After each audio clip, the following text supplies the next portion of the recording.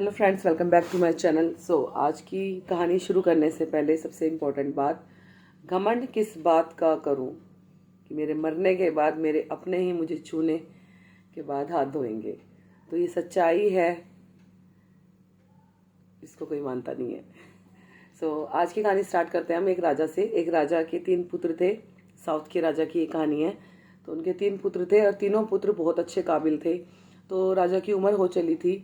तो राजा अपने बच्चों को, तीनों बेटों को सबक सिखाना चाहते थे, एक लाइफ का लेसन देना चाहते थे, जिसके लिए उन्होंने एक परीक्षा की तैयारी करी कि भाई बच्चों की एक छोटी सी परीक्षा ली जाएगी। तो उन्होंने बेटों को एक टास्क दिया कि आप जाओ और पास के गांव में कोई एक नाशपाती का पेड़ आप ढूंढो। तो उन्होंने करा इस टास्क को। तो सबसे पहले गए बड़े बेटे, 4-4 महीने के अंतराल पे आप जाएंगे और नाशपाती का पेड़ आप ढूंढेंगे। तो सबसे पहले गए बड़े बेटे गए। देन उसके बाद 4 महीने के बाद मंझला बेटा गया। फिर 4 महीने के बाद सबसे छोटा बेटा गया। फिर जैसे जैसे पहले बेटा आया तो उन्होंने बोला कि पिताजी मैं, मतलब वो बताने ही जा रहा था तो पिताजी उसको मना कर देते कि बेटा अभी नहीं बताना, बाद में। ऐसे ही दूसरे वाले मंजिला बेटा आया, उसको भी उन्होंने रोक दिया कि अभी नहीं बताना, बाद में। और जब तीसरा बेटा आया तब उन्होंने सबको, पूरी सभा लगाई और तीनों बेटों को सामने खड़ा करा और उनसे पूछा कि हाँ बताओ कहाँ है वो नाशपाती का पेड़ जो कि आपको मैंने कहा था ढूंढने के लिए। तो उन्होंने कहा कि पिताजी हमारे पास के गांव में तो है, लेकिन वो तो बड़ा मुरझाया हुआ है, उसमें तो कोई पत्ती नहीं है, कोई फूल नहीं है, वो तो बस ऐसे ही, मतलब सुनसान सा ही है, सूखा हुआ पेड़ है। फिर उसी की बात को बीच वाला टोकता है, नहीं पिताजी, जो मैं नाशपाती का पेड़ देखकर आया हूँ उस पर हरी हरी पत्तियां लगी हुई हैं और बस ये है कि उसमें फल नहीं आए हैं। और मैंने सबसे, गांव वालों से भी सबसे पता करा कि उन्होंने बोला कि हाँ यही है नाशपाती का पेड़।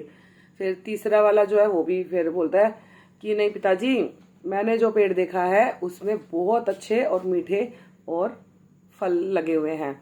तो तीनों ही आपस में लड़ने लगे और ये सारी बातें सारी जनता देख रही थी, जो उनकी प्रजा थी, जो बैठी हुई थी, सभा जो लगी हुई थी, वो सब देख रही थी। क्योंकि राजा ने ये सबक और ये शिक्षा ना ही 3 बेटों को देना चाह रहे थे, वो सबको ये चीज़ देना चाह रहे थे, अपने मंत्रिमंडल को।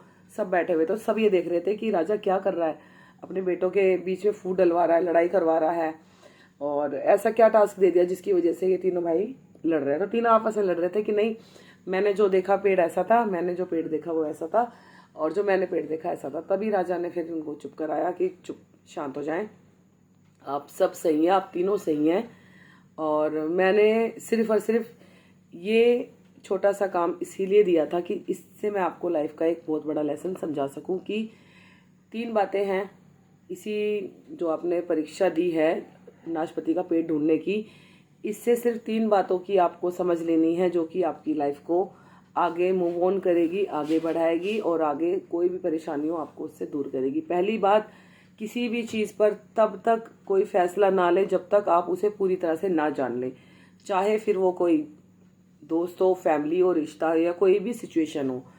जब तक आप परिस्थिति को पूरी तरह से ना समझ लें, ना जान लें, तब तक उसके बारे में कोई ओपिनियन ना बनाए, कोई भी आप उस पर फैसला ना लें, ठीक है। दूसरी बात, किसी को भी जज ना करें, क्या पता वो समय उसके लिए सही ना हो, ठीक है। तीनों बेटे गए थे, पहले बड़े बेटे गया था तो वो पेड़ सूखा हुआ था, दूसरा बेटा 4 महीने के बाद गया तो वो उसपे पत्तियां आ गई थी, और तीसरा बेटा जब गया 4 महीने बाद तो उसपे फल आ गए थे।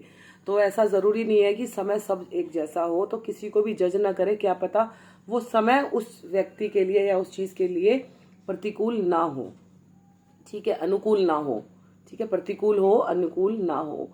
और तीसरी बात, समय कभी एक सा नहीं रहता, ठीक है। सबसे बड़ी बात यह है कि क्योंकि जो पेड़ पतझड़ में मुरझा जाते हैं वो बसंत में हरे भरे हो जाते हैं। ये इस कहानी से ये शिक्षा मिलती है, ये 3 जो लर्निंग्स है वो हमें इस कहानी से मिलती है। थैंक यू सो मच की watching my thoughts and my videos, and जय श्री राम।